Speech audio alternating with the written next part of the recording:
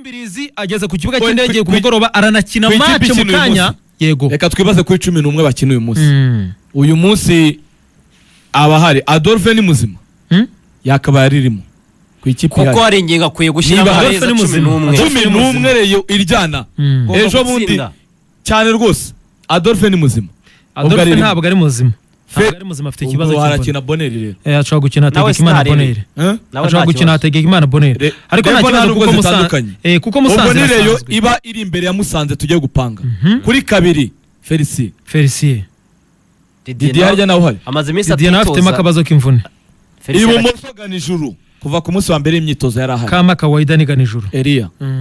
Mutima defense. Ko bombe badahari. Ubwo Samuel ni ukina.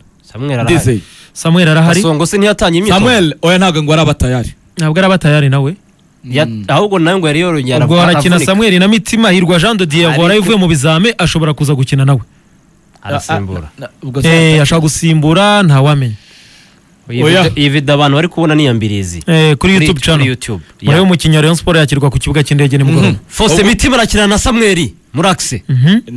Mitima hagati mu kibuga. Hagati mu kibuga barashyira mu pasta. Mbirizi ntago yabanzamo. Mbirizi arabanzamo bamwe. Bamwereka bareyo. Yakoraga i Burundi, yakinaga. Uretse se indege yafashe. Bahita mubanza bataranitozanya n'abakinnyi. Kuko ba Breze ntabahari, ba Rafael ntabahari. Oya barashyiramo master. Shyiramo Mbirizi. Ni master nyine na Mbirizi. Ni master na Mbirizi na Ndekwe.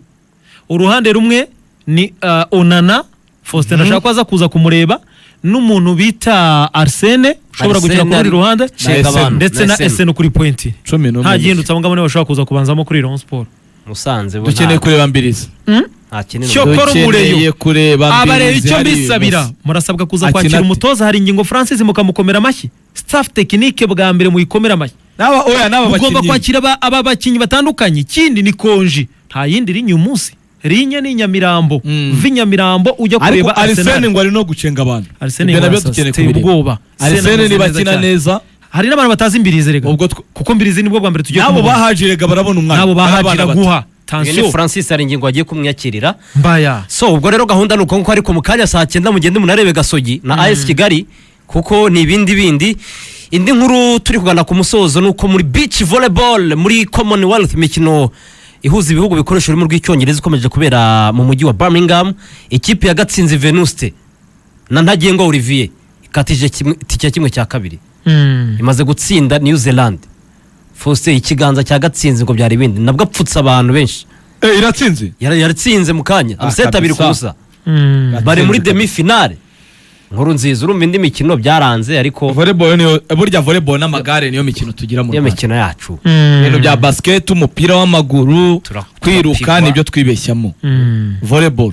Ubwo rero bravo cyane kuri Ntagengwa Olivier ndetse na Gatsinzi. Kuko muri Commonwealth nta n'indi kipe iri kwitwara neza. Mbirizi ageze ku kibuga cy'indege ku mugoroba.